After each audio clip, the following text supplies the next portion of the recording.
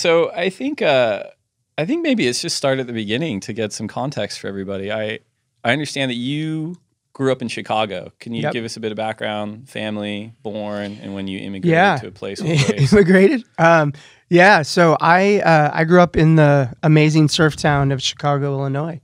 Yeah, I grew up playing soccer, baseball, everything but surfing.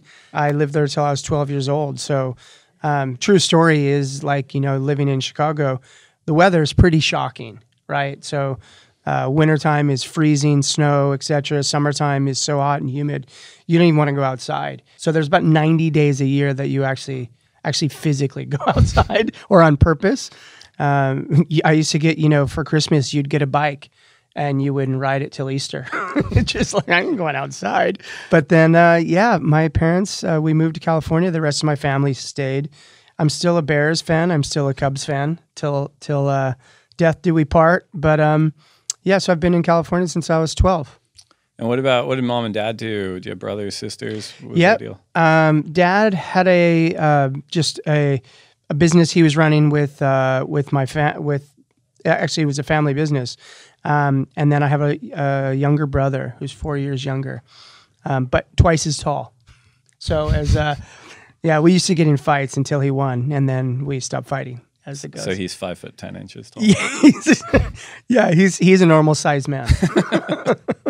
So what precipitated the move to the coast? Like, why did you guys move to Dana Point? Yeah, so it was interesting. So when we first moved out, my dad, his business was expanding, and he was flying back and forth from Chicago to the West Coast, and he was like, "Okay, we're either just going to stay here or we're going to move to California," which was a great idea. We decided to move and just base everything out of California. Were you guys bummed at the time, or were you just like, "Get me to California"? Honestly, it was a trip because I was 12 and I was kind of set in my ways. Like 12 years old, you're just you don't really think about the opportunities. You think of like, oh, my friends or, whatever is important to you at that time. But that didn't last long. We first moved to Newport Beach. We actually lived up on top of this hill. And it's pretty funny, again, 12 years old. I'm not the sharpest tool in the shed, but, our house, we rented an apartment, you could look out and see the Pacific Ocean, and past that, you'd see Catalina and the islands on the nice day. I was convinced that was Hawaii. And my people would call, and I'd be, yeah, man, I can see Hawaii. That's right. I was convinced. They're islands. They're off the Pacific. That's Hawaii. Yeah, that's it. For sure. But anyway, so we were there for a little while, and then we moved down to Dana Point. Later that year. That's where I got into surfing, is just meeting people. And, we lived a close enough walk, probably 15, 20-minute walk to the beach. And so that's kind of how I started to fall in love with surfing. And I think also is when you're 12, 12, 13 in that age, you start to get that little bit of independence as kids get, and surfing offered that because it was no longer did I have to wait for my parents to take me to soccer practice or baseball or whatever other activity I was doing. It was like, oh, wait, I can walk and I can do this all on my own. Like, I'm close enough to do something. It created this like really cool independent thing where I was I could piss off and be myself all day and not have to have people drive me and wait for me. And your local was Salt Creek. And my local was Salt Creek. Still is Salt Creek. Still is. Same place, same thing. Yeah, we used to hide out. We actually carved out little places in the bushes. And it's funny, to this day, they've cut the trees back. They've done all this stuff. But our paths are still there. And we used to go, and the snack bar was there. And the guy would go fill up I remember the Haagen-Dazs guy, he'd leave the thing open. And we'd be hiding in our bushes. And we'd send okay, go.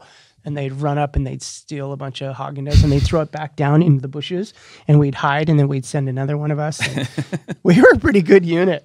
Yeah. And then, that was childhood. So starting at 12 and the pathway to becoming a world-class professional surfer, that is like super late by today's standards. What was it like then? Like what era are we talking? We're talking 80s? 86, I was a freshman in high school. So, 83 is when we moved to California. Right. And who'd you run with? Like, not to make this about myself, but like I grew up surfing Salt Creek. I didn't make the CT. How did you get so good? Like, and who were your guys that pushed you? Yeah, it was, so Vince De La Pena was, he's now runs Vissla, or he's a big part of that brand. We used to surf all the time. There was another kid named Mark Bellinger, who was a great surfer from our area.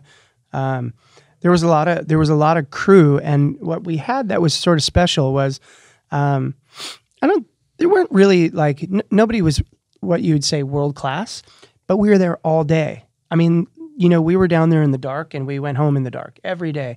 And it was about being good, but it was about like, it was a good group. And we just, and there was probably 10, 15 people, that sort of bush people.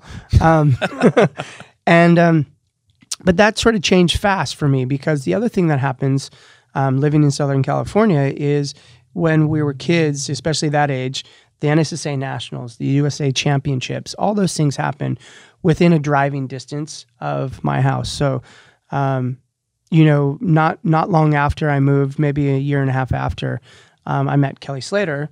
He was staying in the area, and Kelly would come out for the whole summer. Ross Williams, Shane Dorian, obviously Rob lives down the street, Todd Chesser. Everybody would come out for an extended period of time all through the summer.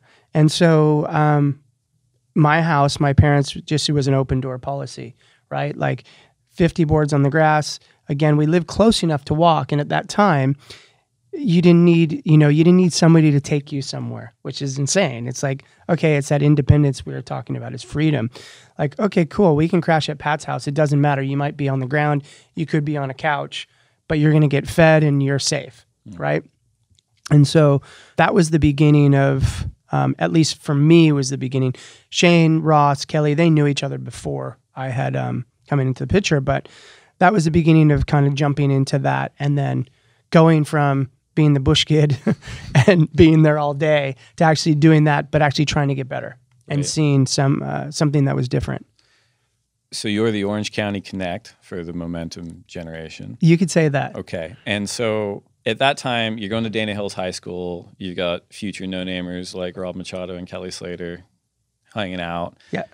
At that age, and when you're competing, did anyone stand out above the rest? Like, could you tell already that, like, wow, that guy's got it? Yeah, there were certain things that really stood out. Like, obviously, Kelly was crazy good. Mike Kirkshank, who is a local pro, he used to work for Gotcha, and would have Martin Potter come stay. And I remember he would surf down by my house all the time. Martin did. And I remember him and Kelly surfing, and I was like, and Martin was my favorite. Like, he was like, Potts was just the coolest thing in the world. And he was a really sweet, nice guy. But, I mean, Potts in his day was like, holy cow.